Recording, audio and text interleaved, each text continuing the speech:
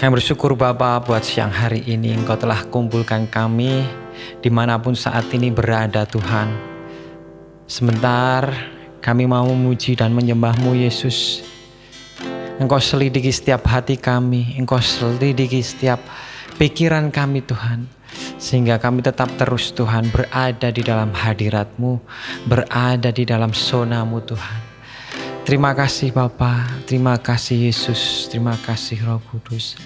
Selidiki aku, lihat hatiku, apakah ku sungguh mengasihi-Mu Yesus, Kau yang Maha Tahu dan menilai hidupku. Tak ada yang tersembunyi bagimu. Katakan selidiki, selidiki aku, lihat hatiku, apakah ku sungguh mengasihi-Mu Yesus, Kau yang Maha Tahu dan menilai hidupku. Tak ada yang tersembunyi bagiku. Telah kulihat kebaikan-Mu yang tak pernah habis di hidupku. Ku berjuang sampai akhirnya Kau dapati aku tetap setia. Telah kulihat kebaikan-Mu yang tak pernah habis di hidupku. Ku berjuang sampai akhirnya Kau dapati aku tetap setia. Kau dapati aku tetap setia. Kau dapati aku tetap setia.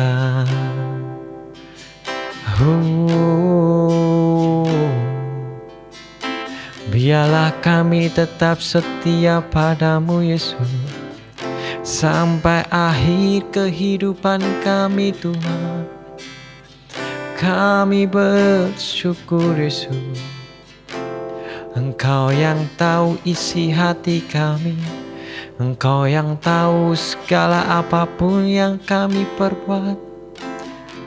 Sucikan kami Yesus.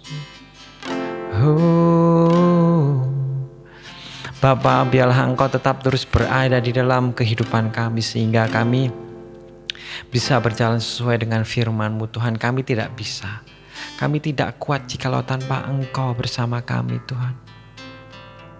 Ujilah kami Tuhan, setiap apapun yang kami perbuat, supaya kami Tuhan dapat bertahan dan memiliki kekuatan Tuhan hanya dari-Mu Yesus. Dan kami mau belajar terus Tuhan atas segala rencana-Mu yang telah terjadi dan yang akan terjadi di dalam kehidupan kami.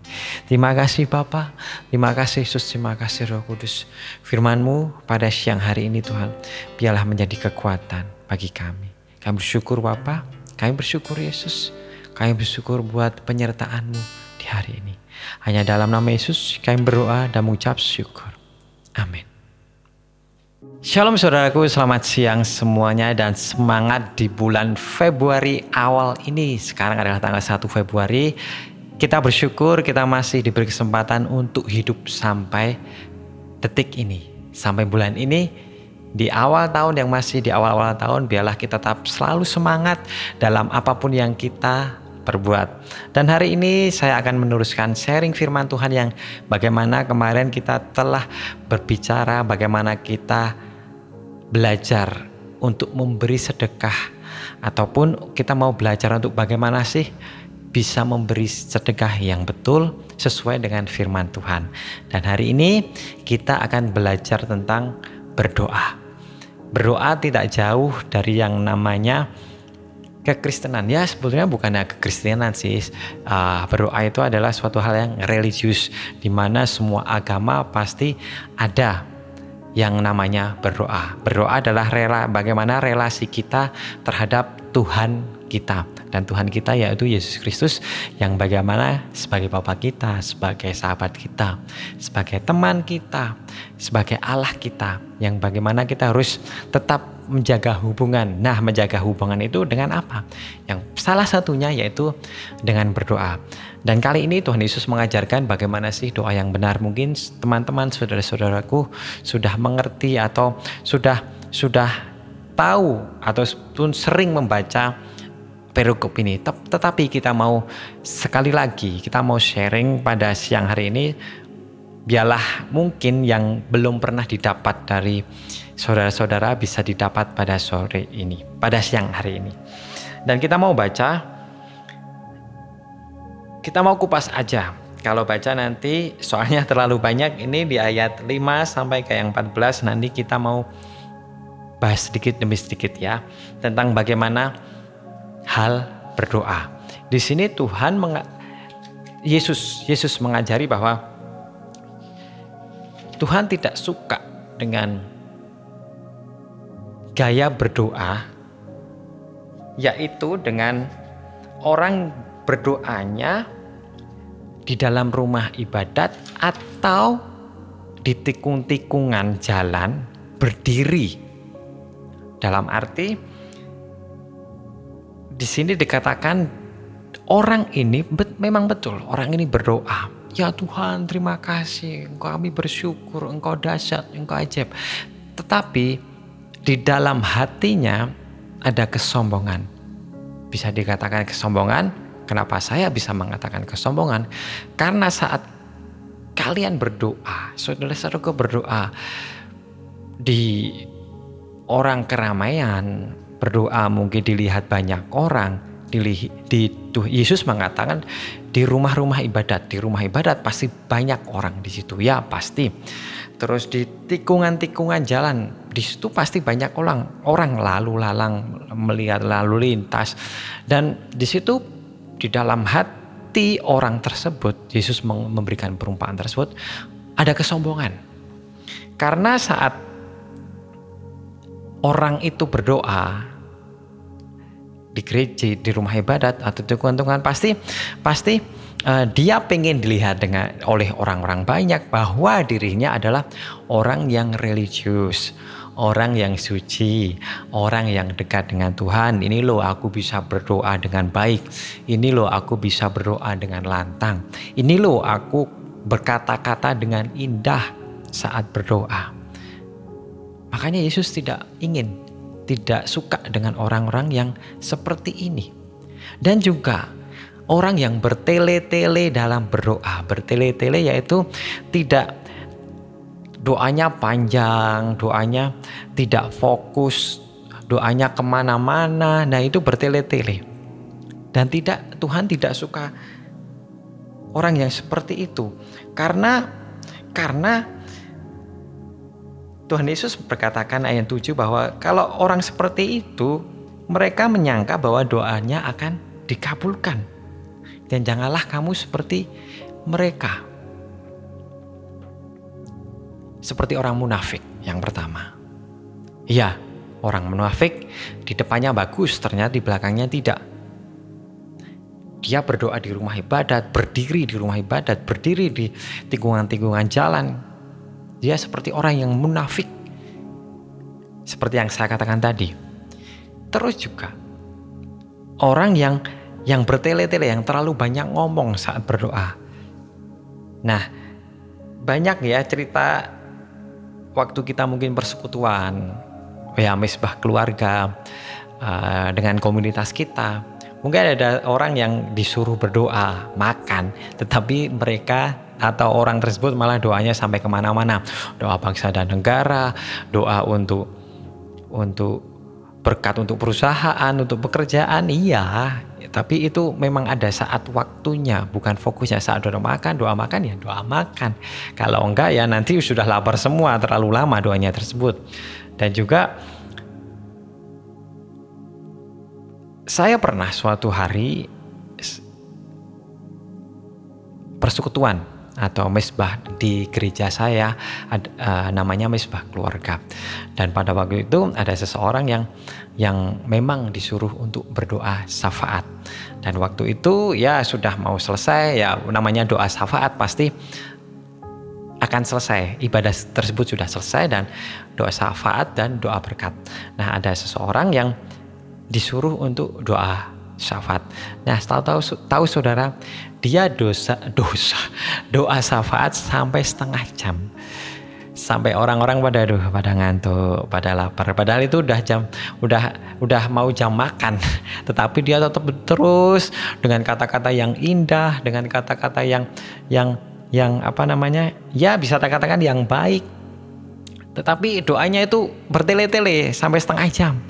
Wah, sampai kita ya mungkin saya ya dosa juga ya, saya doanya nggak serius, doanya melek karena sudah setengah jam ini saatnya makan. Kasihan karena mesbah keluarga nggak hanya orang-orang yang muda, tetapi orang-orang tua juga. Mereka udah lapar pastinya ya karena udah lama. Nah, seperti itu saudara-saudara. Jadi kalau kita disuruh berdoa bangsa dan negara, syafaat, ataupun doa untuk gereja, doa untuk makan, ya berdoalah hanya untuk itu saja. Jangan yang bertele-tele, jangan terlalu kepanjangan. Nanti orang-orang sudah ditinggal pergi. Nah, maka dari itu Tuhan Yesus mengajarkan bagaimana sih doa yang benar. Bagaimana sih doa yang dapat membuat hati Allah, mata Allah sendiri dapat tertuju kepada orang yang saat tersebut berdoa. Mari kita mau baca di ayat 9 sampai ke 13 dikatakan, karena itu berdoalah dengan demikian, Bapa kami yang di surga, dikuduskanlah namamu, datanglah kerajaanmu, jadilah kehendakmu, di bumi seperti di surga. Berikanlah kami pada hari ini makanan kami yang secukupnya, dan ampunilah kami akan kesalahan kami, seperti kami juga mengampuni orang yang bersalah kepada kami. Dan janganlah membawa kami ke dalam pencobaan, tetapi lepaskanlah kami daripada yang jahat, karena Engkau-lah yang mempunyai kerajaan dan kuasa dan kemuliaan sampai selama-lamanya. Amin. Doa ini mungkin sering kita ucapkan di terakhir waktu kita mau pulang kebaktian, ataupun waktu kita selesai dalam mesbah keluarga, komunitas, ataupun saat kita selesai berdoa. Doa yang Tuhan Yesus ajarkan sering kita ucapkan, sering kita juga lakukan di dalam kita juga berdoa. Tetapi kita mau memaknai lebih lagi apa yang terdapat, apa yang Yesus ajarkan. Yesus mengajarkan bahwa Bapa, yang kalimat pertama, Bapa kami yang di surga. Yesus memanggil Bapa, Allah yang ada di dalam kerajaan surga. Berarti saat kita memanggil Bapa, kita mempunyai relasi yang dekat dengan Allah kita, Sang Pencipta. Dikuduskanlah namamu. Dia kudus, berarti kita harus belajar untuk kita kudus supaya klop, supaya kita sama, supaya kita bisa berkomunikasi dengan Tuhan Allah kita. Datanglah kerajaanmu, jadilah kehendakmu di bumi dan di surga. Jadilah kehendakmu. Ini ada di awal berdoa. Biasanya kita yang kalau berdoa yang terakhir ya, jadilah kehendakmu. Tetapi sebelum Yesus memohon, dia berkata, jadilah kehendakmu, supaya apa yang saat saya minta, saat yang kita minta. Waktu itu saat yang Tuhan Yesus minta, saat yang Yesus mohon, itu biarlah kehendak Tuhan yang terjadi, kehendak Allah yang terjadi. Dia berarti berserah kepada Tuhan, berserah kepada Allah. Berikanlah kami pada hari ini makanan yang secukupnya. Yesus mengajarkan kita untuk tidak serakah. Kalau bahasa Jawanya maruk kemaruk. Yang secukupnya untuk hari ini. Kita tidak usah memikirkan hari esok. Tuhan Yesus mengajarkan untuk tidak untuk hari esok, ya hari esok. Tapi hari ini biarlah Engkau cukupkan apa yang akan kami makan. Yang kita makan seberapa sih? Maka dari itu Tuhan bilang, cukupkanlah. Supaya di dalam kehidupan kita tidak tamak. Kita tidak kemaruk yang tadi saya bilang. Kita tidak namanya apa-apa diambil, apa-apa dimakan. Biar kita tetap dapat selalu mengucap syukur, dapat selalu berharap kepada Tuhan. Dan ampunilah kami akan kesalahan kami. Bertobat. Tuhan Yesus ini, Tuhan ampunilah kesalahan kami. Tapi ada kelanjutannya. Seperti kami juga mengampuni orang yang bersalah kepada kami. Saat Allah mau mengampuni kami juga mau mengampuni orang yang bersalah kepada kami. Ayo, siapa saat ini yang mempunyai mungkin kawan ataupun ya orang yang dekat dengan kita, yang bersalah dengan kita, yang sering menyakiti hati kita, yang sering tidak menghargai kita. Ayo, sebelum kalian meminta Allah untuk mengampuni dosa kita, ampuni mereka dulu. Susah, iya. Tetapi saat kita bisa melepaskan pengampunan, kita juga otomatis diampuni oleh Tuhan. Terus yang selanjutnya, janganlah membawa kami ke dalam pencobaan, tetapi lepaskanlah kami daripada yang jahat. Janganlah membawa kami ke dalam pencobaan. Ya, setiap pencobaan di setiap kehidupan kita pasti ada. Tetapi Yesus memohon, Tuhan kalau bisa, janganlah Engkau bawa kami ke dalam pencobaan, tetapi lepaskanlah semua itu ke dalam pencobaan. Tetapi yang terakhir dikatakan, karena Engkaulah yang punya kerajaan dan kuasa. Saat saya mengalami pencobaan, saat mengalami suatu hal yang jahat, Tuhan mempunyai kuasa untuk melepaskan semuanya. Amin. Karena hanya Allah, hanya Yesus, hanya Tuhan yang bisa melepaskan kita dari segala pencobaan, yang melewatkan kita dari orang-orang yang jahat kepada kita. Bukan dengan kekuatan kita, bukan dengan segala apa yang keahlian kita untuk melewati segala pencobaan, tetapi hanya dari kuasa Tuhan yang selalu ada di dalam kehidupan kita. Maka dari itu, mari kita tetap terus mendekat kepada Tuhan. Seperti ayat 14 dan 15 kita lanjutkan. Karena jikalau kamu mengampuni kesalahan orang, nah ini Bapamu yang di surga juga akan mengampuni kamu juga. Tetapi jikalau kamu tidak mengampuni orang, Bapamu juga tidak akan mengampuni kamu. Firman Tuhan yang mengatakan seperti itu. Jikalau kamu mau dosamu diampuni, ampunilah terlebih dahulu orang yang bersalah kepadamu. Jikalau kamu tidak mengampuni, Bapa juga tidak akan mengampuni kamu. Mari saat ini kita mau belajar seperti Yesus ajarkan kepada kita. Saat Yesus berdoa mengajarkan untuk kita membangun relasi. Kita mau membangun kedekatan kita dengan Bapa kita yang di surga. Terus kemudian kita berserah. Terlebih dahulu kita mau berdoa berserah. kepada Tuhan. Berserah bukan arti terus kita menyerah. Tetapi biarlah berserah, kita mau menyerahkan semua harapan kita. Kita mau menyerahkan masa depan kita. Kita mau menyerahkan apapun yang kita doakan, pergumulan kita, sakit, penyakit kita kepada Tuhan. Terus kemudian kita selalu bersyukur atas apa yang kita dapatkan. Janganlah tamak. Janganlah kemaruk.